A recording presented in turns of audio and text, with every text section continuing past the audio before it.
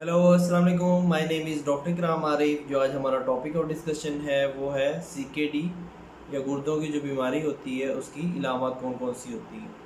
आपको पता है जो गुर्दों की बीमारी है हमारी कम्युनिटी के अंदर बहुत ज़्यादा तेज़ी से फैल रही है।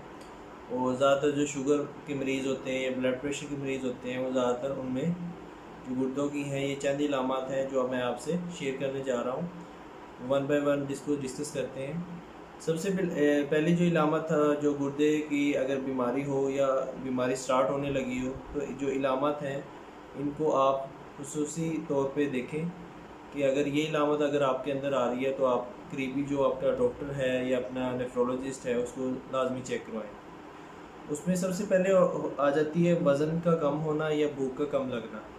जो पहली इलामत होती है होता है कि मरीज़ पेशेंट कहता है कि या आपको महसूस होना शुरू हो जाता है कि आपका वज़न कम हो रहा है या आपको जो कपड़े हैं वो पहले से फूले होने शुरू हो गए हैं और या आपको भूख लगना पहले से कम हो गई है।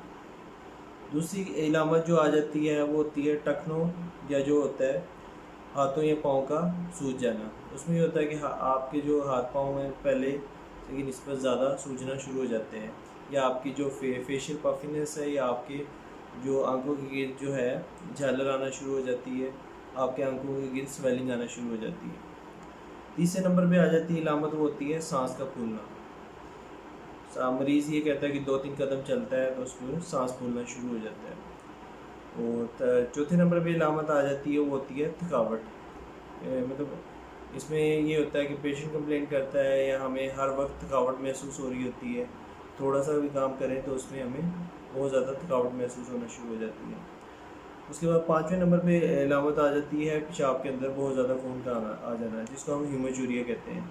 कि अगर पेशाब के अंदर आपके ब्लड आ रहा है तो आप फ़ौरन तौर पे कॉन्शियस हो जाएं कि कोई ना कोई गुर्दे के अंदर मसला है। और सबसे लास्ट इलामत होती है कि बार बार पेशाब का आना। ये पेशाब की जो होता है धार का सही ना बनना, पेशाब का बार बार आना और ख़ास तौर पे रात को बार बार उठना। ज़्यादातर अगर यही इलामत आपके अंदर आ रही हैं तो आप फ़ौरन अपने नेफ्रोलॉजिस्ट के पास या करीबी जो मॉलेज है जो आपका डॉक्टर है उसके पास रुजू करें। इस वीडियो से मुताल्लिक़ कोई भी क्वेश्चन हो तो आप मेरे से कमेंट सेक्शन में पूछ सकते हैं। मेरी वीडियो को ज़रूर लाइक कीजिएगा, शेयर कीजिएगा और चैनल को ज़रूर सब्सक्राइब कीजिएगा। Thank you. अल्लाह हाफ़िज़।